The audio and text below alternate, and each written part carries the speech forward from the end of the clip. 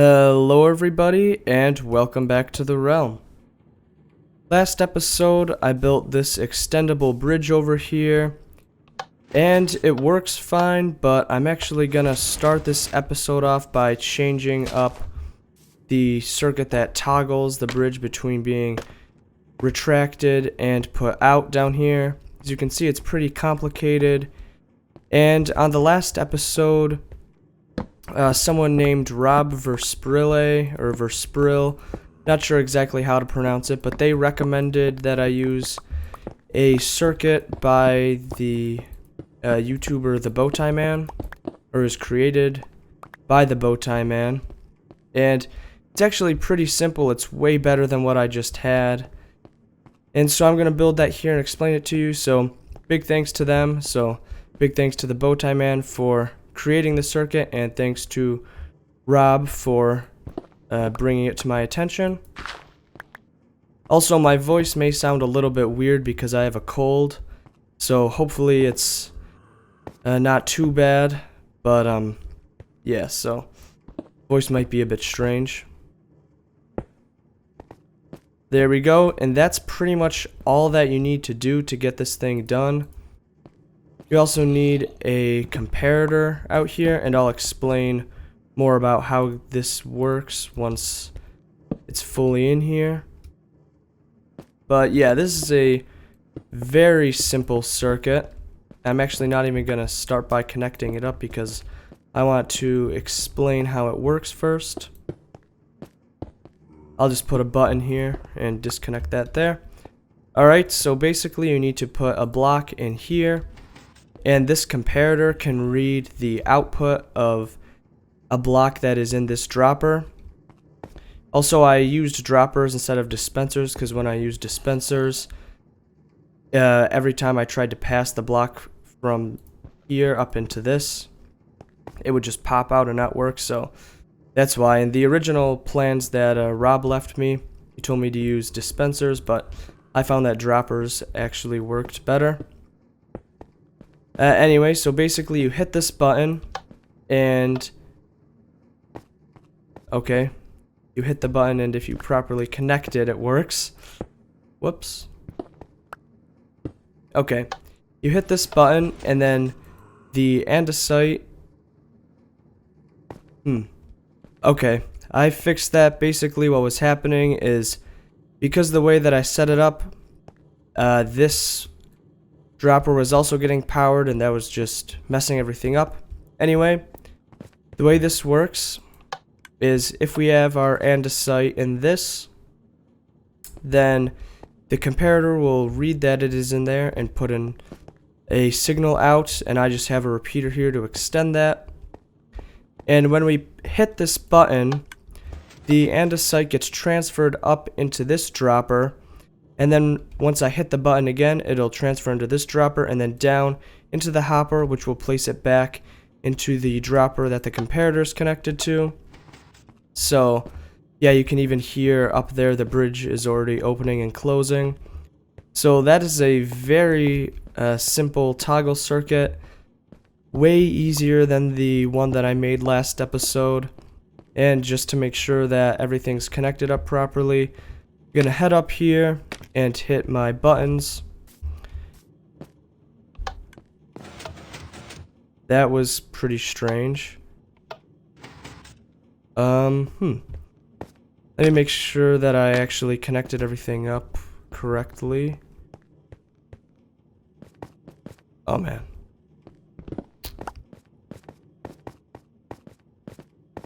Okay, yep, we just need a repeater somewhere along here. I guess we can just extend that 2 blocks out. There we go. Now it should fully be working.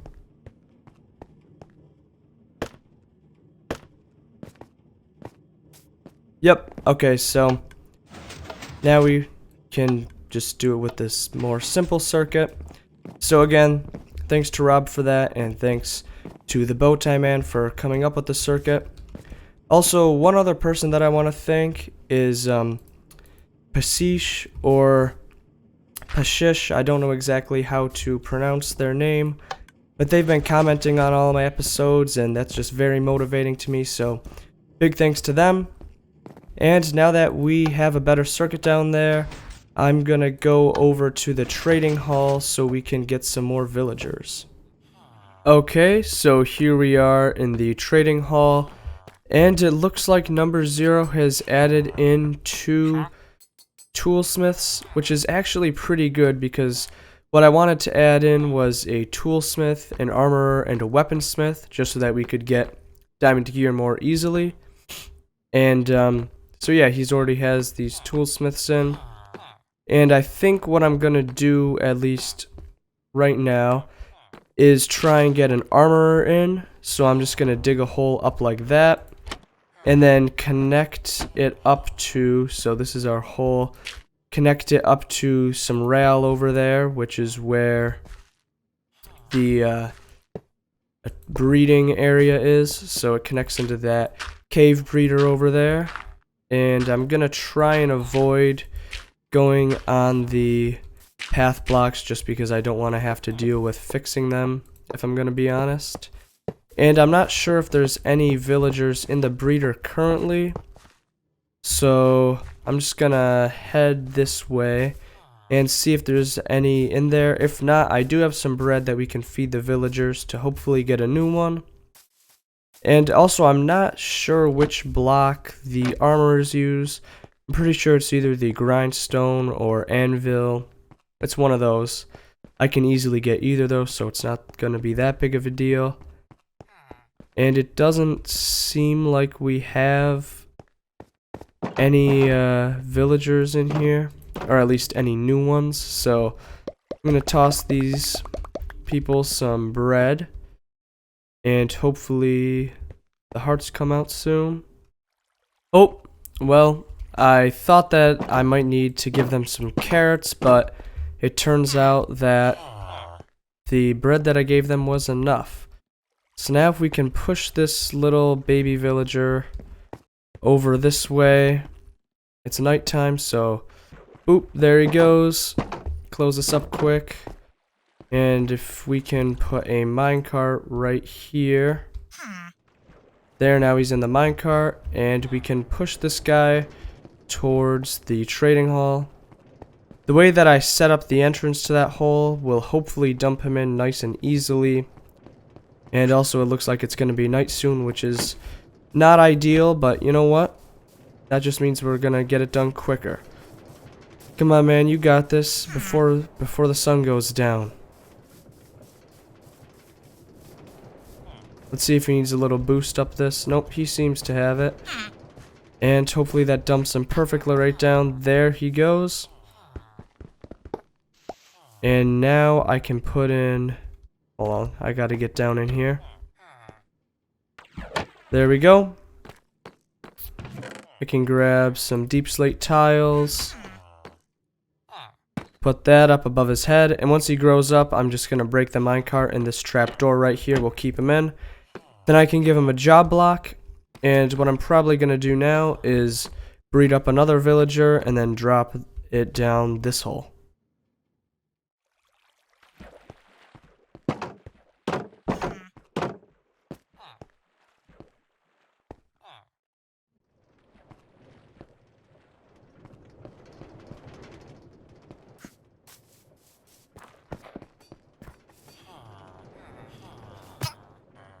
So now we have an armorer and a weaponsmith. They're not leveled at all yet, and I'm probably going to do the leveling off camera in between episodes because I think it'll be kind of boring to show that, and we don't really need this track up here anymore. Also, while I was waiting for them to grow up, NumberZero added in some azalea around here and added in a bunch of beehives near the azalea trees, which is pretty awesome. And he actually got these dispensers all hooked up, so if I hit this button, it just all can pop out with one button press, which is pretty convenient. So we're harvesting honeycomb over here, and I don't know, is this honey bottles or honeycomb? Yeah, this is bottles of honey, so I'm gonna put these back that just popped out, but the ones that actually have honey in them, I guess I'll take out and put in this chest. And now what I'm gonna do is change gears again. Whoa, this is a lot of honeycomb. And yeah, because I don't want to level those guys up right now. And what I'm gonna do is go to the nether and make a blaze farm, because I want to try and find a stronghold, which I don't think I'll get to this episode. But in order to find a stronghold, you need ender pearls and blaze powder. And I think an easy way to get that would be to make a blaze farm. And yeah, I'm not going towards the nether portal right now because I want to grab some supplies at my base first. But yeah, I'm just going to grab some supplies and then I'll see you at the blaze spawner. Okay, so here we are at the blaze farm, or the blaze spawner, I guess. And oh boy, that's not very nice. Good. Okay, well, goodbye.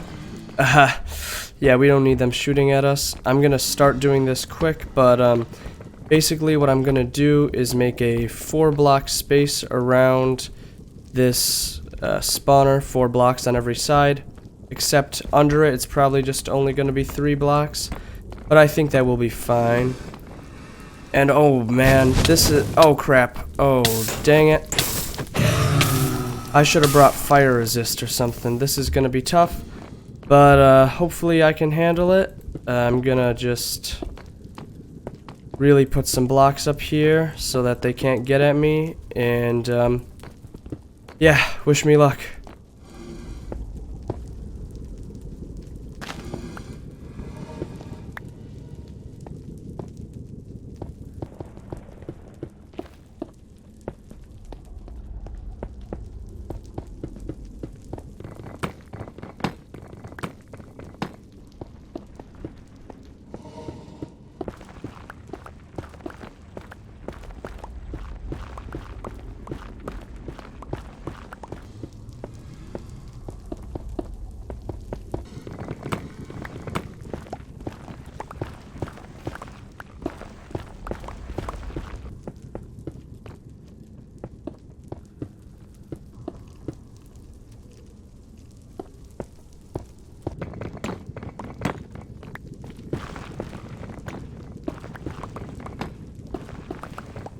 Okay, so the space is mostly dug out slash built, but before I finish digging it all out, I want to get a few things set in place, and one of those is the floor, because what I'm gonna use for this farm is I'm gonna use lava to push the blazes into one spot so that then I can easily hit them. And I want to have that set up before I break this all down, because I have a feeling once I break this down, I'm just gonna have to... Yep, yeah, they're already spawning in here. I need a sword, and he's gonna shoot me. Get out. Okay. Yeah, so as you can see right there, it's pretty treacherous. They're already spawning. So I'm just gonna do this as fast as possible. Put that in the corner, back on up so that it doesn't kill me, because I don't want to die. And now I'm just going to break 1 block down right here so that I know where to mine, so that it will flow. Okay, yep. Block that off. And now I just need to... Ow! Okay, was a terrible idea. Ugh.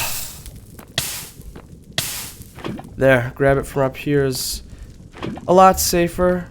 And then basically what I'll do is dig out this area and 1 block right here so that it all flows into one spot, and then I'll set up a collection area. Okay, so I'm going to assume that all the lava flows right into here, but I am going to test that quick. And also I'm going to grab a slab and put it on top of here just so I don't have to deal with that later. Basically, that's just going to prevent blazes from spawning on the top. Nope, that's not what we want.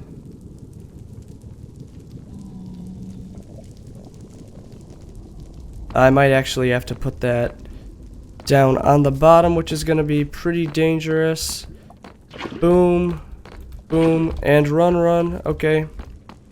Let's see where this all flows to. And yeah, it looks like it's flowing to right about here. Let's see how far this goes. I can probably get a sign, and I don't have one on me, but I'll probably get a sign and put it right here. I'm just going to mark that off with a piece of cobble. And now I have to grab that. Grab there. Okay. Now, still pretty dangerous. So the collection did another spawn. Yep, there's another in here. Okay. So this is going to be the collection spot. And I was thinking of using maybe a sticky piston to like push a block out and suffocate them. I'm going to see how that works with how things are down here. Alright, so my idea is I can have a block here so they can't see me, and then I'll flip this lever and it'll push forward and suffocate them. And if that doesn't work, then I can always just hit their feet and then stand at the corner and collect it. But I figure since, you know, there's no harm in trying it, may as well at least try. And if it works, great. If not, then I can just break off the lever and there'll be a random sticky piston in the wall. Oh god, there's two. Get out of here, get out of here. Where'd the other go? Here he is. Dang it. Okay, bow time. Alright, we got him, and I'm probably gonna go back to my base now so I can get a sign to put it here. Then I'll dig all this down, break all the torches, put the lava in, and just hope that it works. Okay, we got our sign, so I'm just gonna put that in right there. We don't need any writing on it. And I guess I'm gonna have to start taking this down. I do want to leave a bit up so that I can easily get rid of these torches on the wall, because I don't think... Actually, I can reach that from down here, so it shouldn't be too big of a deal. And also, I have a bunch of glass because I think it might be kind of a good idea to make this spot sort of a viewing panel. So if I take some of this out.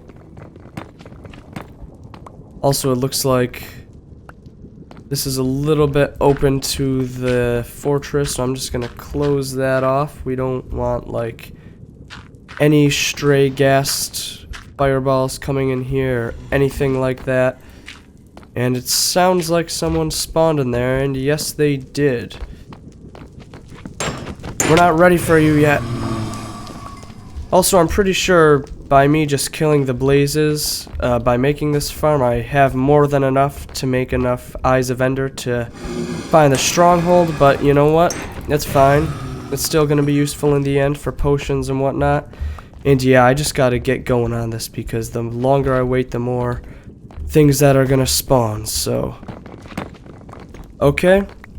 And now I think we're about ready to set this thing up, so I'm going to break all these torches off and put in the lava. This is going to be the scariest part of this whole thing. Oh man. Ugh. There we go. Oh boy. Yep. Get this guy out. They're just gonna keep on coming. Knock that off. Boom, boom. Okay. Let's get in here, put in our glass, and hopefully that sign, yep. Sign looks like it's doing its job. Let's put this down here, and let's see if the lava pushes it towards where we want it to go. Slowly it looks like it is. And I'm not sure if it's going that way because it can see me or not. Yeah, I think it could see me, so... Can it not get down this hole? Oh wait, there's a piece of glass in its face. That's why. There, oh, and he saw me. Okay, let's get low, see if the lava can pull him in. down here. Yep. And once this guy gets down here, I'm gonna try out our suffocator. Actually, may as well try it now. Looks like that's working pretty well. Oh, and he made it back up. That's kind of weird.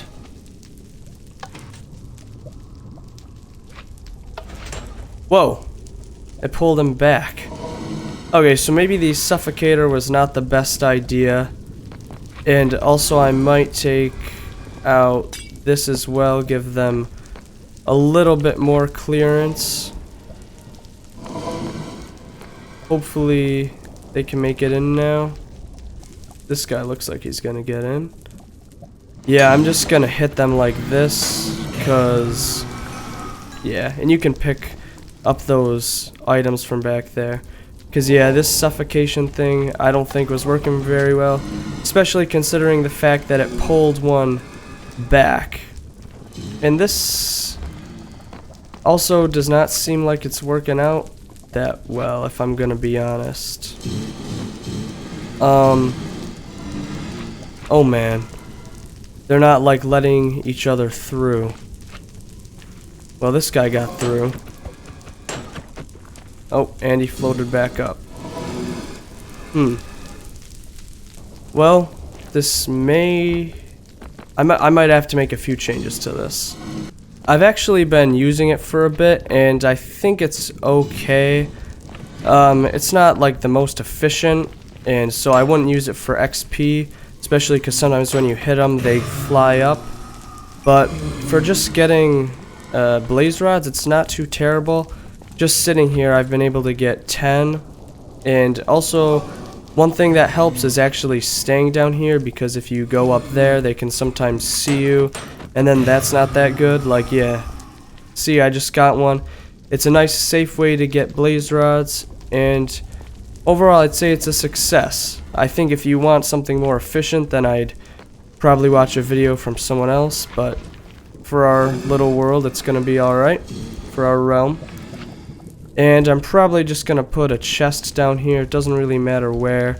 Might actually do it up here next to the crafting table. Let me just close that off. And yeah, should be pretty good. Alright, so I think that's pretty much all I'm gonna do for this episode. But before it ends, I want to show a few things off. And one of them is the additions that NumberZero has made to the village, because he's actually made more since last episode.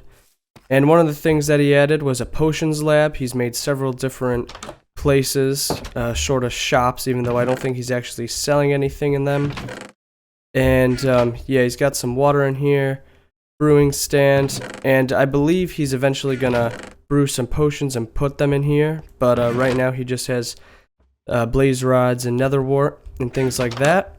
And also out to the side here, he has a nether wart garden, which I think the campfire roof over that looks really cool. Also over here, he has another one of his little shops. Also, I really like how he has a torch here and then the candle placed on top.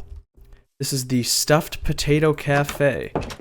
And right now he has potatoes. He said he's also going to be putting bacon in, which you'll see where he's going to get that from a little bit later. And over here, actually one of the nitwits was set free and it just walked in here. So the NumberZero put the other one in. It's pretty funny that one just decided to go in there and trap himself. We're like, okay, you can be free. And he said, nope, I'm going in with the sheep. And then this is the third thing that NumberZero did. Dr. Green's Slime Emporium. I don't think he's done any other. Oh yeah, Dr. Green. I didn't even know he had a nitwit in here, but yeah, as you can see, he has a bunch of slime balls and slime blocks in here. I think it's pretty cool that he actually has like a villager running the place. And the other thing that I wanted to show you is this prank that me and NumberZero are playing on Phonics. We basically have just been breeding a ton of pigs in his base.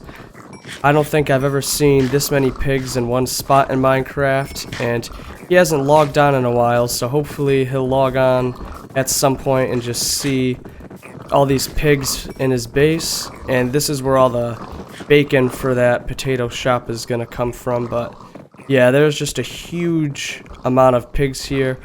You can almost, I guess in the back you can see the grass, but yeah, it's just crazy. Anyway, that's gonna be it for this episode. It didn't really have too much of a focus, I just did a bunch of random stuff, but I think what I did get done was pretty good. I'm glad that I made the better toggle circuit, and I'm also glad that I added in some villagers and made the blaze farm. If you enjoyed the video, please consider giving it a like, and if you want to see more videos like this, please subscribe. And that's going to be about it, so I will see you in the next one.